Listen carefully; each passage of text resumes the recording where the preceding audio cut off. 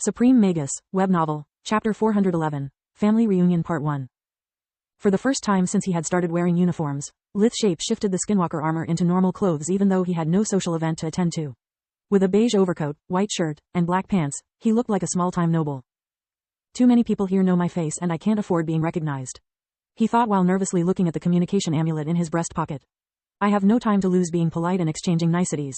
I expect the news of me becoming a great mage to spread like wildfire. The moment he stepped outside Darius's branch of the Mage Association, Lith took off toward Lucia. He was now powerful enough that a single warp steps allowed him to cross dozens of kilometers. 6 warps and less than a minute later, he reached his home.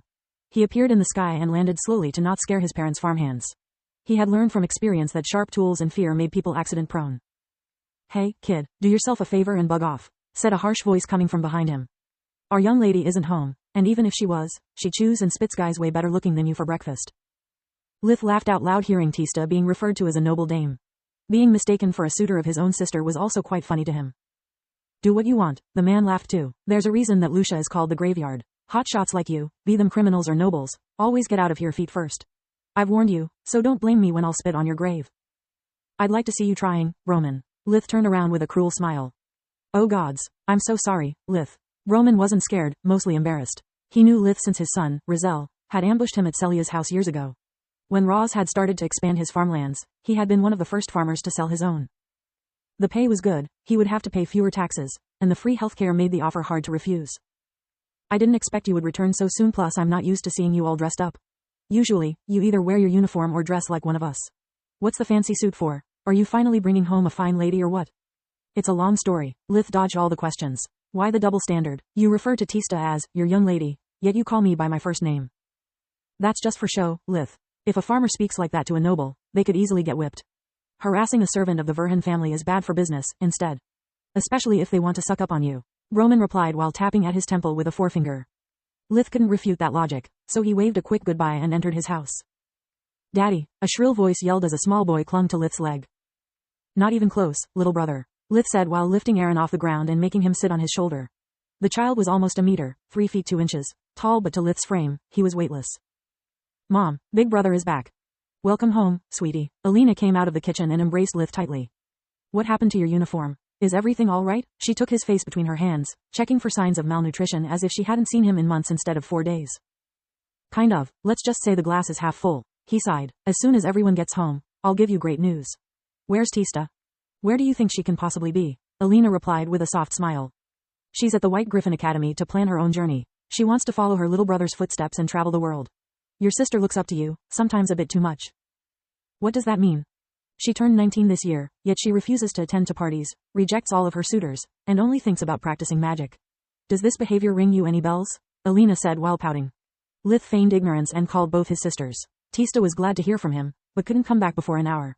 Rena asked him to pick her up instead. Don't play dumb with me, young man. Alina had her hands on her hips while tapping nervously on the floor with her foot. Is it too much to ask for a grandchild or two? I'm not getting any younger and neither are you. When will you bring a girl home? Mom, I'm still young. Lith tried to defend himself while casting the fastest warp steps in Mogar's history. At least I date. It's not my fault if I can't find someone special. That's not dating, it's fooling around. Alina rebuked. She wasn't willing to let it slide this time. You didn't have these clothes 4 days ago and their style is not from the Marquisate. Did you buy them because of a girl? That would be a miracle. Alina's observation skills stunned Lith. The warp steps opened and Rena joined the fray. Looking good, little brother. Tailor-made foreign clothes, and made of high-end fabric at that, she said while rubbing her fingers over his suit. Just when he believed he was doomed, help arrived from an unexpected ally. Uncle Lith, you're back. Tell me a story. Laria, his niece, crossed the dimensional door and tugged at his leg demanding her due. She was the same age as Aaron and resembled her mother more with each passing year. Her blonde hair had shades of black just like Rena's.